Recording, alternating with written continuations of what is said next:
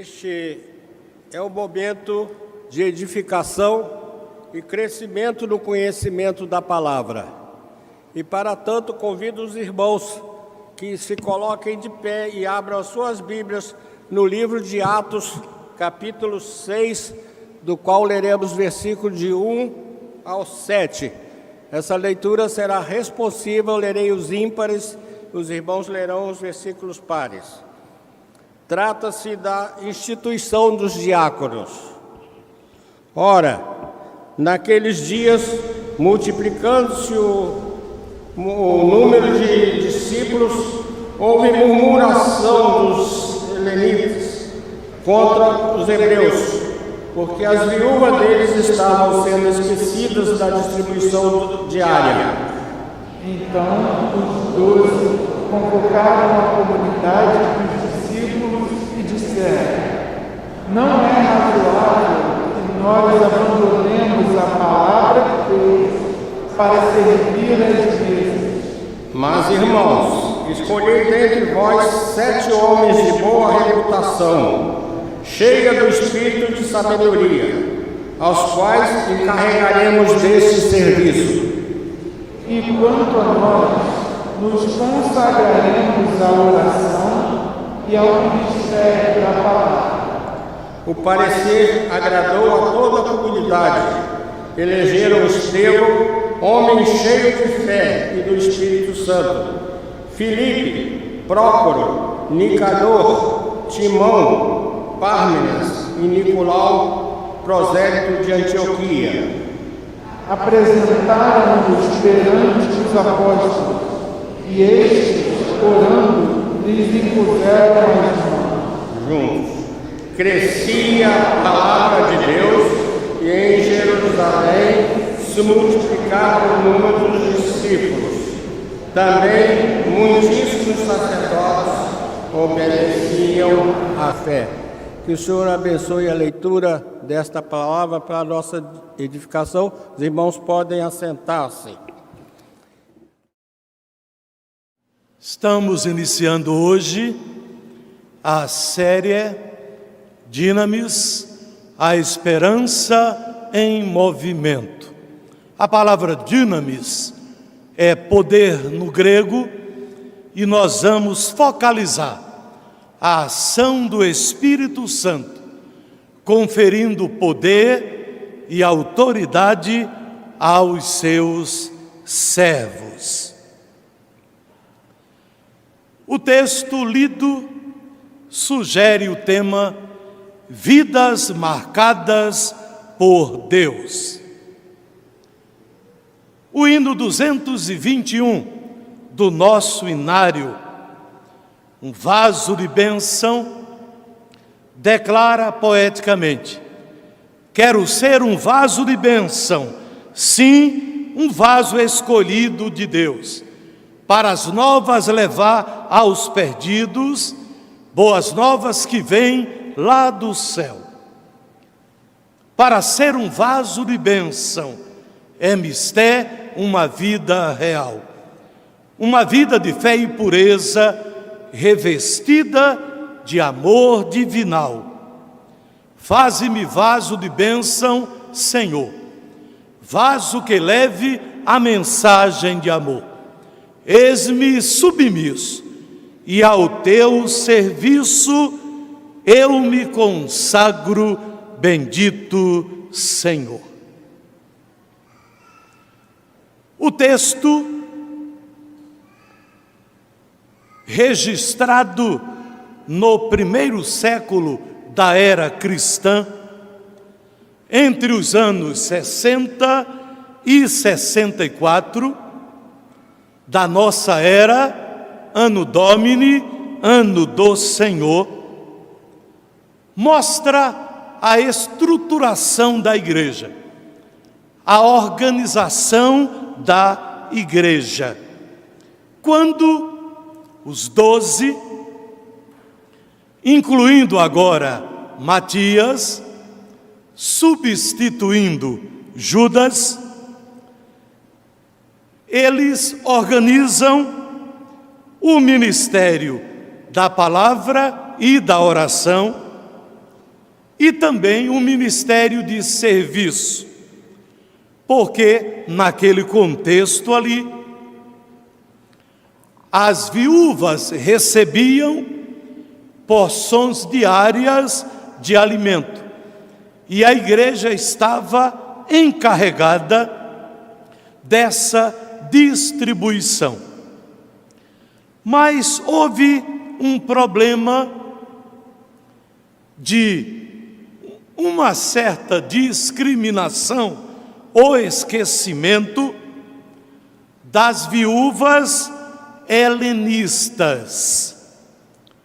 Eram viúvas possivelmente ligadas à dispersão, viúvas de origem judaico-grega. Então elas tinham sido esquecidas na distribuição diária de alimento. E os helenistas, possivelmente os judeus gregos da dispersão, que compunham a igreja naquela época, murmuraram, reclamaram. E esta murmuração chegou aos 12 apóstolos que dirigiam, que administravam a igreja. Eles convocaram a Assembleia Geral Extraordinária da igreja para a primeira eleição de diáconos. E disseram: não é bom que nós sirvamos as mesas, continuemos servindo as mesas, distribuindo alimentação às viúvas e órfãos. Nós vamos escolher 7 homens para servirem as mesas. Aí surgia a diaconia, o diaconato. Era instituída a junta diaconal na igreja. Foram eleitos 7 homens. Homens que tinham vida com Deus. E assim eles se tornaram os 7 primeiros diáconos da igreja cristã. Os apóstolos, em número de 12, estariam se dedicando exclusivamente ao ministério da palavra e da oração. É interessante que o grego utiliza o verbo diaconel, que significa servir, de onde procede a palavra portuguesa diácono, o servo. Então, o texto apresenta aqueles que servem ao Senhor, que são chamados por Ele, eleitos pela igreja, confirmando o chamado, a convocação de Deus para o serviço do Senhor. Então, nós temos como título da mensagem nesta manhã: vidas marcadas por Deus. As vidas marcadas por Deus tornam-se aptas, capacitadas para servi-lo. O serviço espiritual para o qual Deus nos convoca exige a marca da boa reputação.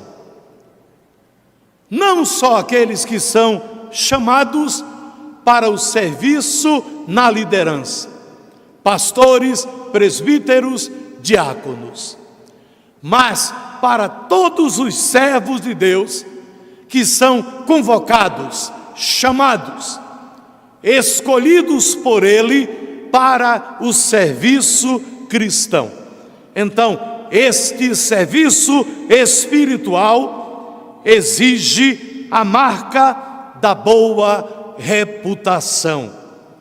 O texto diz: escolhei dentre vós 7 homens de boa reputação, que tenham ética irrepreensível. A ética aponta para valores e normas que permeiam a conduta humana dentro da vida prática. Aponta para as boas ações, para os bons costumes, para as boas escolhas, para a boa tomada de posição.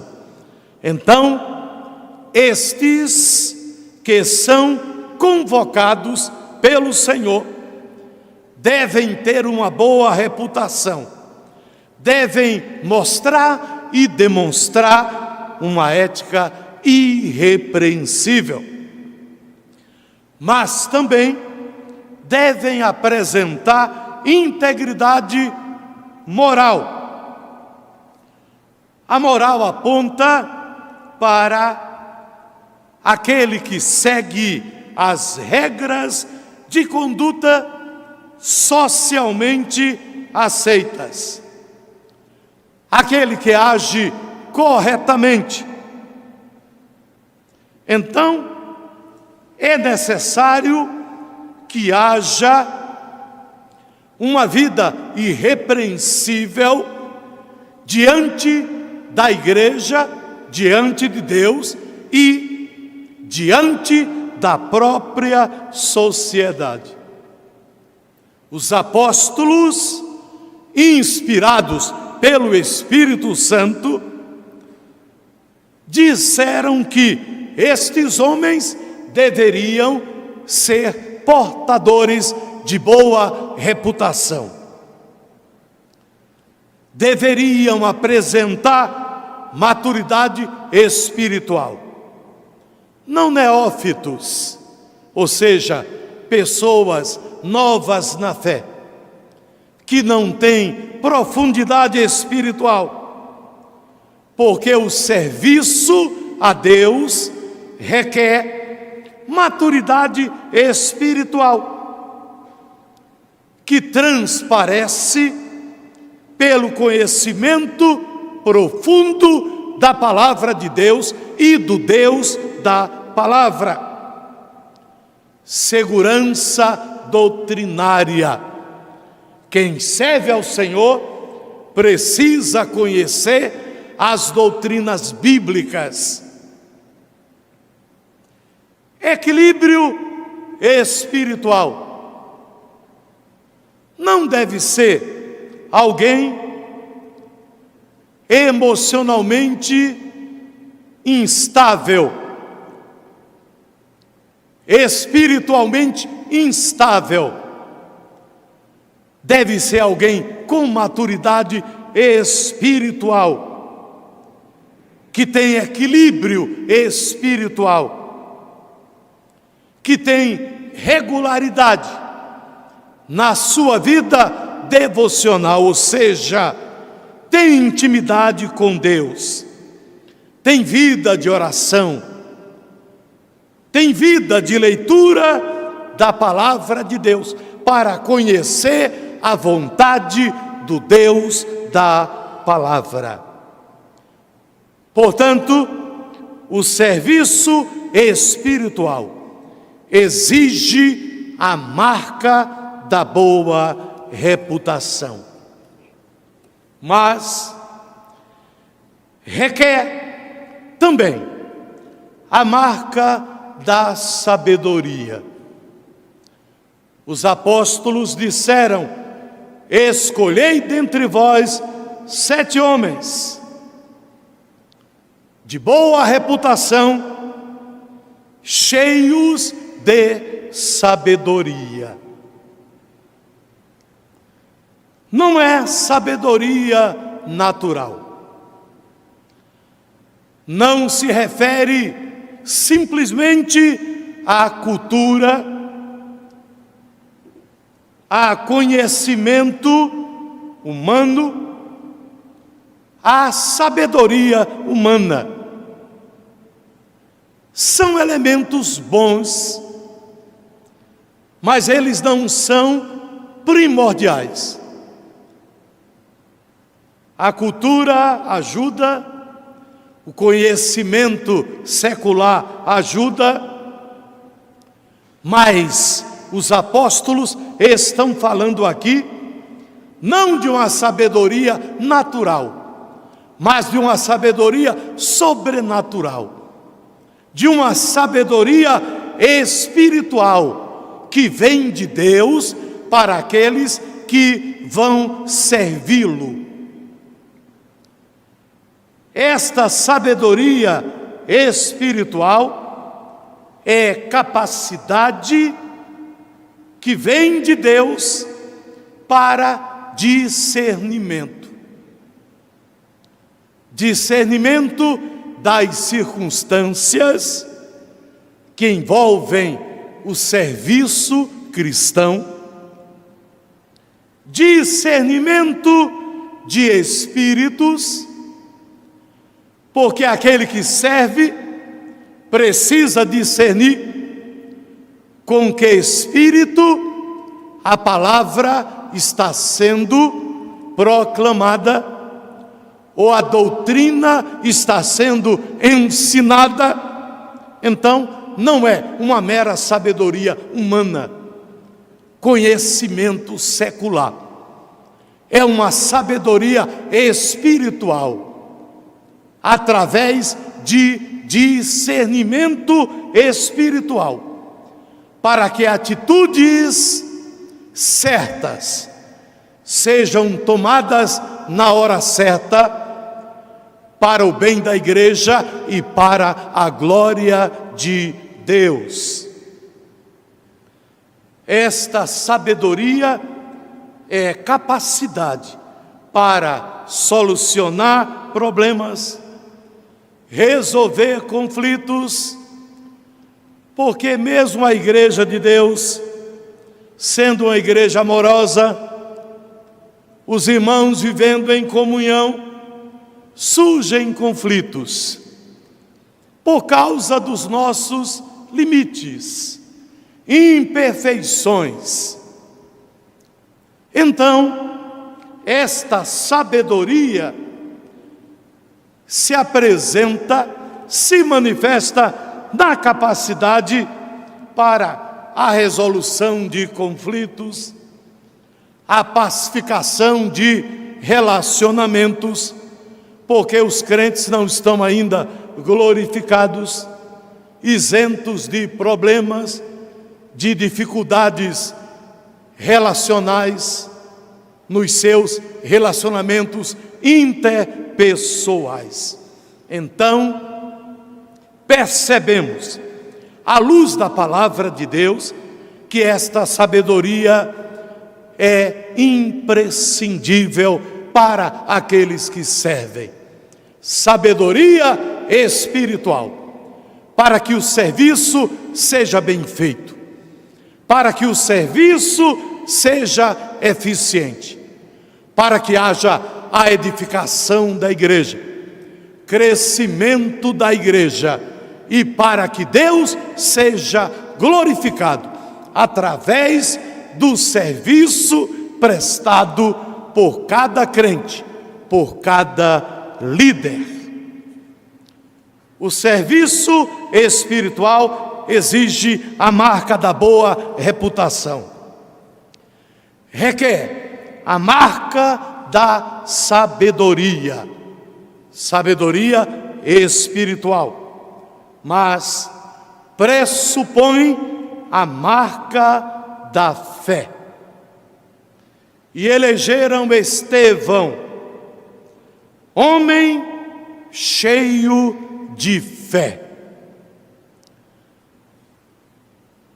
Lucas, em Atos, usa essa expressão: elegeram Estevão, homem cheio de fé.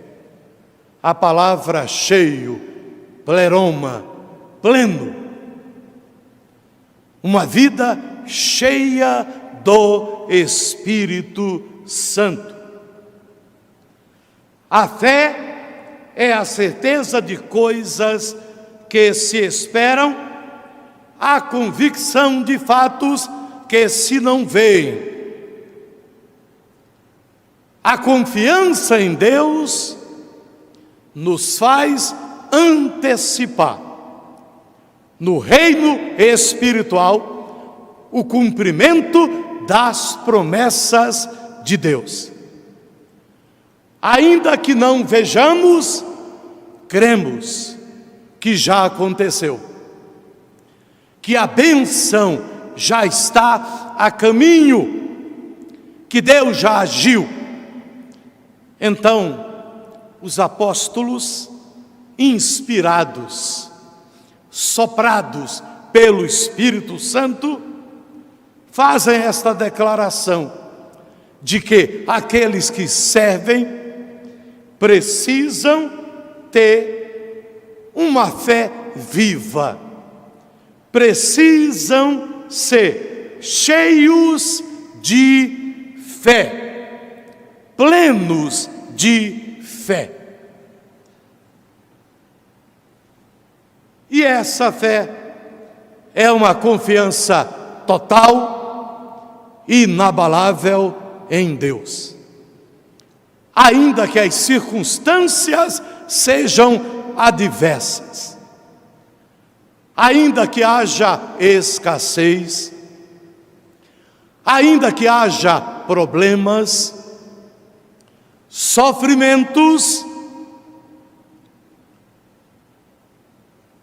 se declara o ainda que de Abacuque, ainda que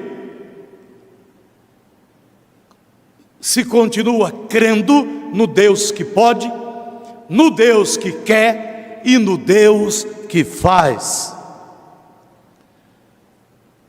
A fé deve ser ousada. O escritor aos Hebreus declara: pela fé, Abraão, quando posto à prova, ofereceu Isaque. Estava mesmo para sacrificar o seu unigênito, aquele que acolheu a promessa. Um ato ousado de fé. Ele creu, obedeceu e ia sacrificar o seu único filho Isaque, porque ele sabia que Deus iria ressuscitá-lo. Ele cria nisto. Então, esta fé deve ser ousada, mas deve ser uma fé criativa. Nós temos uma narrativa bíblica de um milagre. 4 amigos, quando chegaram à casa onde Jesus estava pregando, realizando milagres, eles não puderam entrar. Havia muita gente. E eles exerceram uma fé criativa. Subiram no telhado, abriram um buraco no telhado, e os 4 fizeram descer o leito daquele homem paralítico, exatamente no lugar onde estava o Senhor. E aquele homem recebeu a cura completa.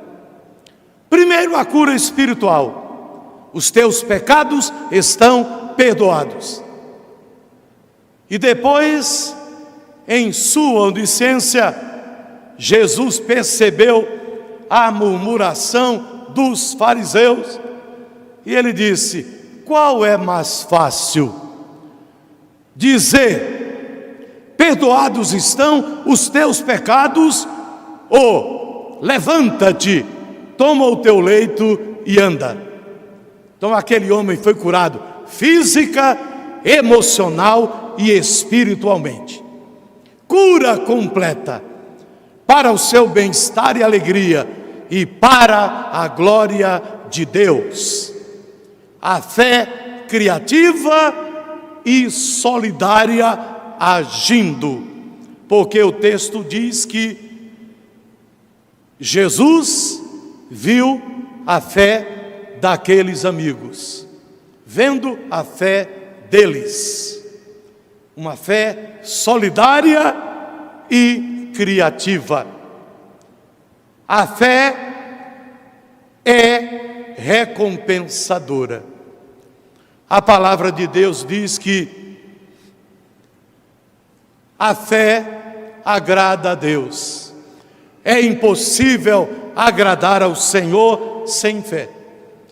E aqueles que se aproximam dele devem crer que ele é galardoador, recompensador de todos aqueles que o buscam. Então, para servir ao Senhor bem, apropriadamente, é necessário que a vida seja marcada pela fé.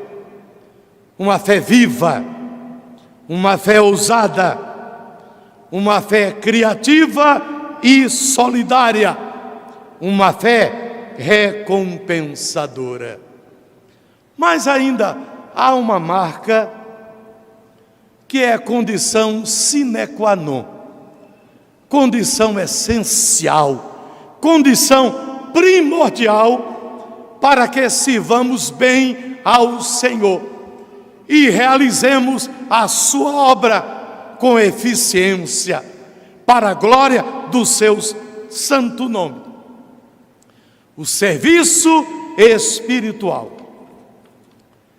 reivindica a marca da plenitude do Espírito.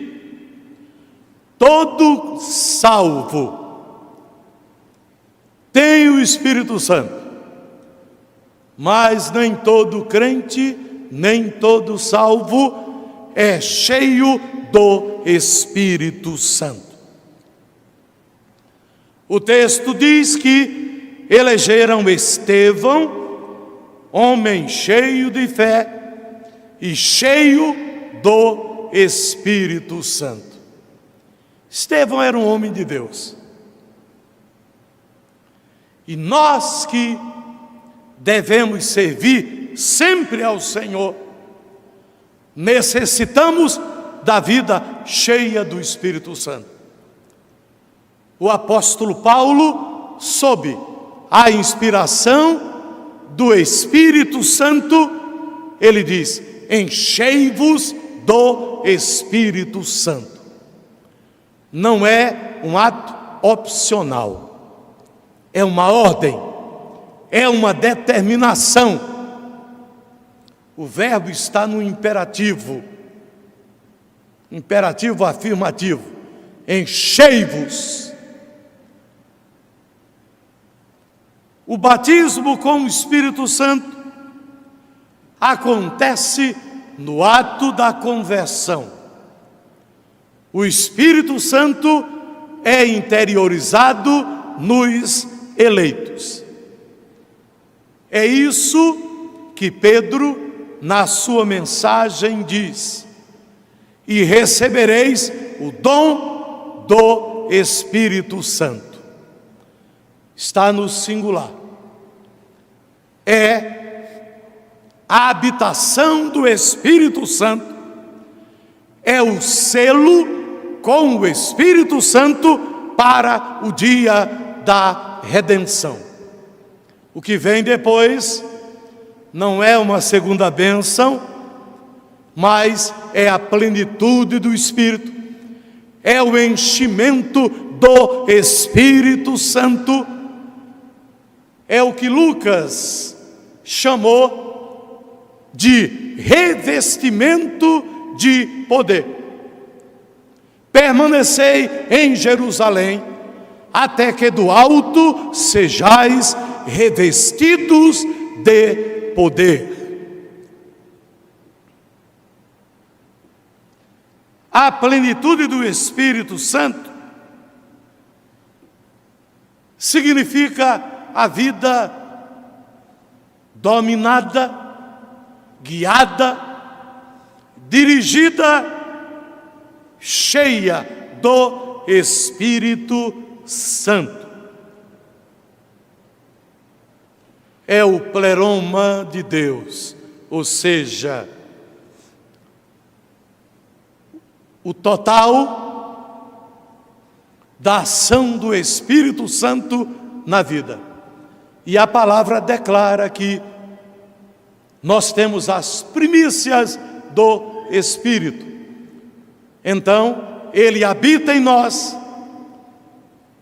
É necessário que Ele haja totalmente. Por isso, precisamos ler a palavra, orar e nos submeter à vontade do Senhor, para que sejamos cheios, plenos, para que haja o pleroma, a totalidade do Espírito em nós, agindo com poder e graça. Mas esta vida cheia do Espírito Santo manifesta os dons espirituais. Nós temos na primeira carta aos Coríntios, em Efésios, inúmeros dons espirituais que o Espírito Santo usa para a edificação da sua igreja. Então, uma vida cheia do Espírito Santo, ela vai manifestar os dons espirituais. Porque é o Espírito Santo quem os ministra soberanamente, conforme a sua vontade. E a palavra declara: procurai os melhores dons.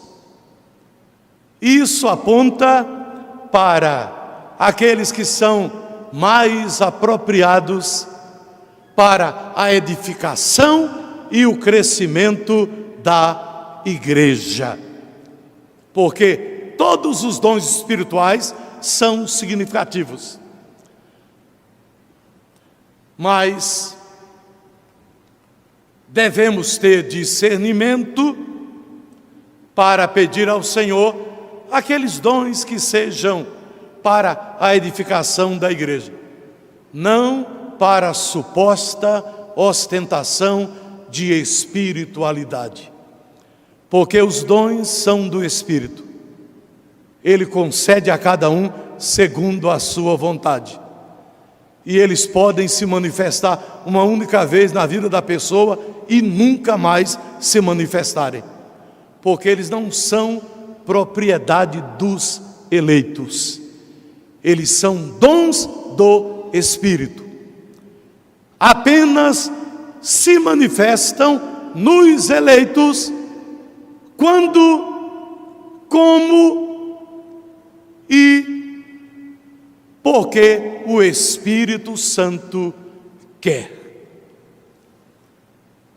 Mas, numa indicação de maturidade, profundidade no relacionamento com Deus, intimidade com Deus, uma vida cristã regular, a evidência do fruto do Espírito.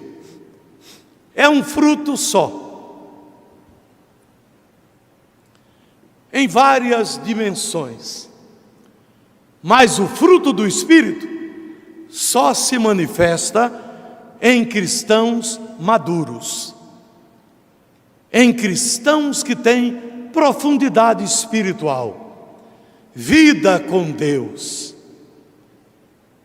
que têm intimidade com o Senhor, que tem idoneidade espiritual. Então, o fruto do Espírito aponta para maturidade, experiência na fé. E uma fé madura, ela serve ao Senhor com total dedicação, mostrando obediência, fidelidade e zelo. Servir ao Senhor é privilégio e grande responsabilidade espiritual. Exige a marca da boa reputação. A sua vida é marcada pela boa reputação? Responda a você mesmo diante de Deus. Exige, requer a marca da sabedoria. Você tem essa marca na sua vida? Se não tem, peça ao Senhor sabedoria espiritual para continuar servindo ao Senhor. Pressupõe a marca da fé. A fé é significativa no serviço ao Senhor. A palavra declara enfaticamente: o justo viverá por fé. Repita comigo: o justo viverá por fé. Mas este serviço espiritual que nós devemos prestar ao Senhor reivindica a marca da plenitude do Espírito Santo. Não podemos servir ao Senhor na carne, sem santificação, sem vida consagrada, sem vida cheia do Espírito Santo de Deus. A sua vida está marcada pela plenitude do Espírito Santo? Se não está, peça que o Senhor a encha, a plenifique com o Espírito Santo, para que você possa servir a Ele com obediência, fidelidade e total dedicação. Que o Senhor nos abençoe. Amém.